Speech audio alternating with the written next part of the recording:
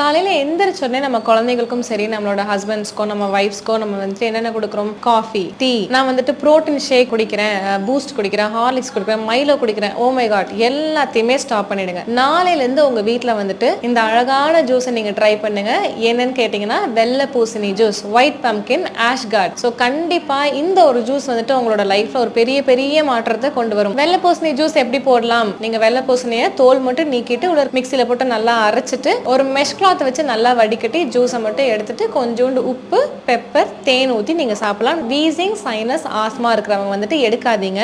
ஒருவேளை எடுக்கிறீங்கன்னா அதுல கொஞ்சம் பெப்பர், இந்து உப்பு ஆட் பண்ணி எடுங்க. இதை எடுத்துட்டு ட்ரை பண்ணுங்க. இல்ல அது உங்களுக்கு ரொம்ப கஷ்டமா இருக்கு, எனக்கு வீசிங் ஜாஸ்தியாகுது, சைனஸ் ஜாஸ்தியாகுது, நீங்க எடுத்துக்க வேண்டாம். மற்றபடி எல்லாருமே ஆக்சுவலா இப்போ பிரஸ்ட் ஃபீடிங் மதர் அது இதுன்னு ஏகப்பட்ட கேள்வி.